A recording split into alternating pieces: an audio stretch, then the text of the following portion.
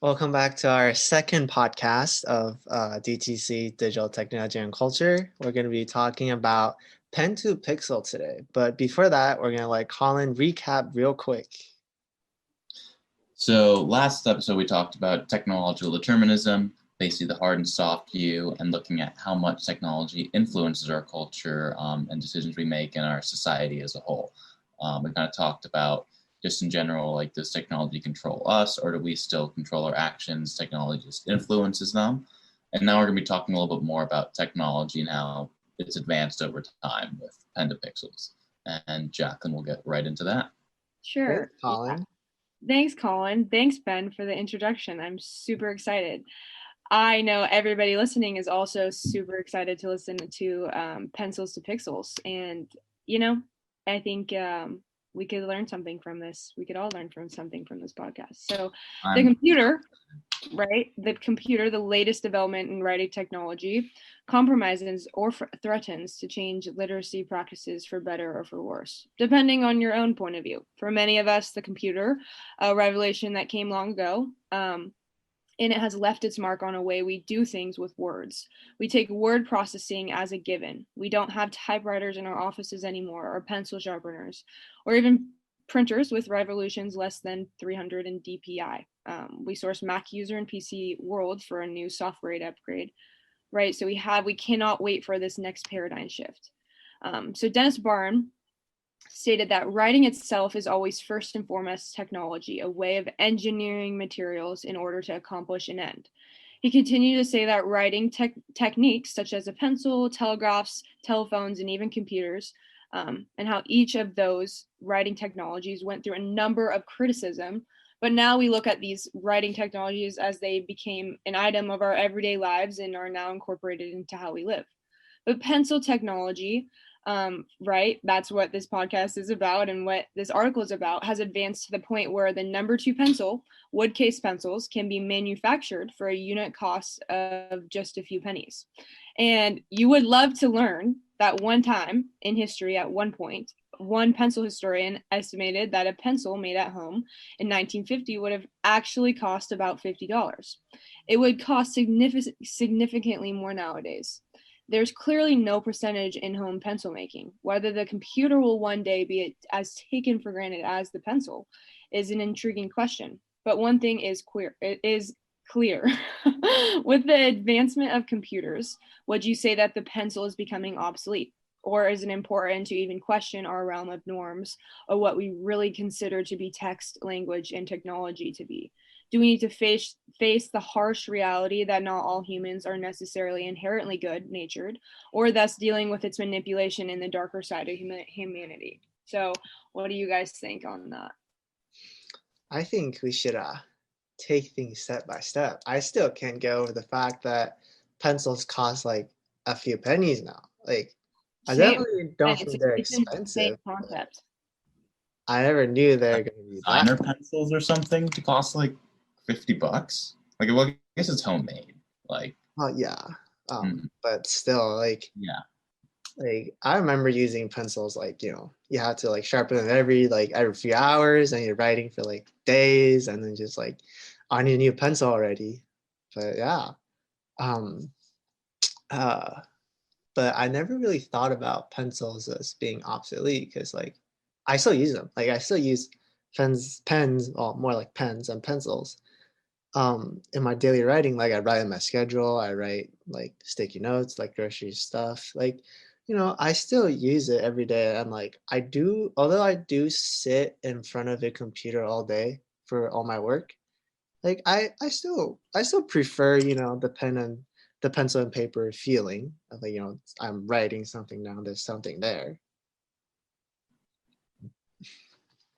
Yeah, no, definitely. I don't think pen and pencils are completely obsolete yet, but they're definitely like losing relevance. Like, there's definitely that kind of need and feel sometimes just to write out something, even like with a pen, for example, just like physically write something out. There's like some sort of appeal to that. But at the same time, it's hard to argue that a pen and pencil have the same like practicality and usability as like a computer. Like with the computer, it's so easy to share this information versus pen and paper or pencil and paper. It's very difficult. Like you're going to have to find some medium to actually exchange that information with somebody. You could think of like the Notes app, right? How much do we use the Notes app now, like as a grocery list, or where to put like our little thoughts in the day, where normally 20 years ago, 30 years ago, right, you would write all those little notes on a piece of paper. And I think it really also depends on how much you choose to use that, like choose to use the technology in front of you.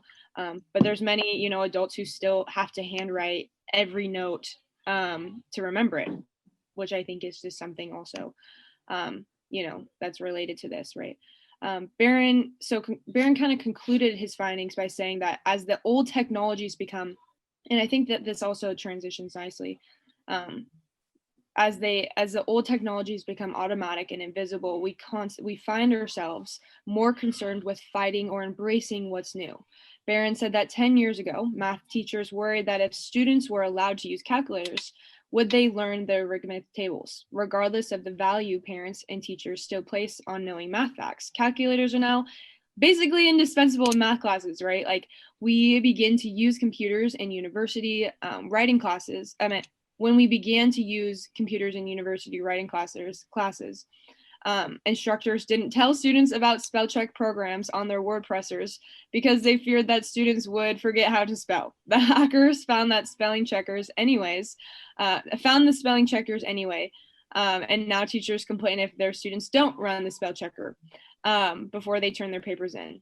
This creates this playground for businesses and corporations, because as long as they can produce new content or produce on a regular basis and keep up with these new trends of technologies, there's virtually no limit to how much money they can make off of this, right? So every once in a while, when there's a breakthrough in a cutting edge technology that spirals humanity into a new era, do you think that this like ongoing feeling of aspiring for what's new is toxic to our culture, or do you think that this is something that is just part of our society at this point? I think that's something that's just kind of like naturally part of society. Like people are always striving for something that's like bigger and better, or they want the next new thing. Whether or not it's like necessarily good or it's toxic, that's kind of an interesting question. I don't really know, but I think just naturally people always want that like new thing, whether or not it's like technology in some form or something in culture. People always want something new. They want to be advancing and progressing. I think it's kind of like natural, like who we are. Yeah, I think it's a multi-part question, and I think it's important to kind of break it apart first and move from one to another. Like if we go back to the computer and the calculator, if we go back to the calculator and the spell check, like I remember, in like elementary school, teachers like, oh, you're not allowed to use calculators. Like, you need to, get the multiplication table down, or like, you need to get the basics down before you use it. And like, with spell check, like, you don't give like a 10-year-old a spell check, so they, you don't give them that. But if you ask like a 20-year-old, be like, hey, do this math problem without calculator, he'll be like, what are you talking about? I'm gonna use a calculator, right? And same thing with the spell check. Like, if you have a 10-page essay, like obviously you're gonna run into a spell check. And I think like you said, like as the new ones come, there is always gonna be the initial like, is this actually good for us? Like, is this faster, newer, more accurate thing is going to benefit us? But if you kind of, go back to the math example, like if you're always doing things by hand, like on paper, like it's going to take you forever to calculate or to like, find the average of like a 10 million like data set, right? But if you use a computer, or if you use a calculator or a compute calculator at most, you can get that result in like 2 minutes or even like seconds, right? And I think these these faster / efficient / newer technology allows us to reach a higher level of it opens up a new playing field of what we could reach, but it's all up to us to get there. like these people that make calculators, they make super calculators, but they're not the ones that find out how far galaxies are, right? It's these scientists, these people that they use these to reach it, right? And same thing with like writing tools. Like you can make all the spell checks you want and like, or even stuff like that, but it's gonna, like, the program isn't gonna write it for you. Like you still have to, use it to get there. And another example is art, right? There's always been a digital art isn't true art debate, right? And if you go all the way back to like pencil and paper, like digital art has sped things up so much. Like for cartoon comics, right? Like they can like pump those out way faster than on pen and paper. And when it first came out, people obviously thought like, oh, that's not gonna be considered real art. But nowadays, like people use it to get more work done, right? So whether or not these new things is toxic or bad to us, I think that's very case dependent. Because there are definitely like let's say somebody makes like a walking machine for you, right? And then if you use it and you stop walking, you're not able to use your legs anymore without it. It's kind of like the if you're nothing without it, then you don't deserve it concept. I think it's the how you use it depends on how the toxic it is or how benefit it will be. Sure. Yeah, that was a great response, Ben. And I think that transitions really well into, so what is next, right? So like, will voice text be the next technological advancement, like voice to text? Barron said that the computer has indeed changed the way some of us do things with words, and the rapid changes in technological development suggest that it will kind of continue to do things in a way that we can't really see yet, and that's okay. He goes on to say how like whether this will be a result in like a massive change in world literacy rates or in practices, which is even more of a difficult question to answer. And so while the cost of computers has come down significantly in like the past years, for them to make an enough like a computer for an American home, an American office, that's still not the case for every office or every school in the world, right? Let alone for these countries or these third world countries connect to like the worldwide internet. So I guess my final question for you guys today is that like, will this never ending cycle of like adopt, adapt, give us something to look forward to in this new age of digital technology, or going back to that like 2 sentences ago of like, or will the rest of the world, especially third world countries, like fall behind on like where the first world will progress?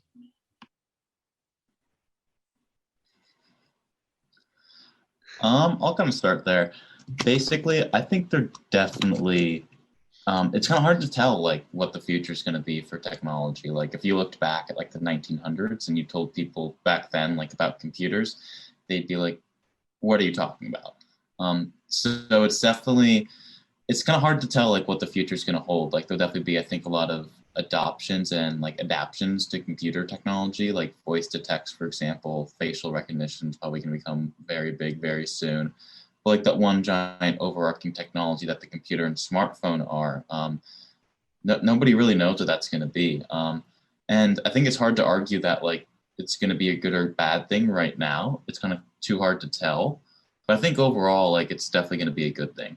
Like you look back on the invention of like the smartphone and the computer, and especially like you were talking about the making it available to a mass amount of population, and the effects it has had have arguably been pretty good. Like for the first time in a long time, we can communicate easily with people across the world, which is something that hasn't really been able to been done efficiently since computers, or before computers.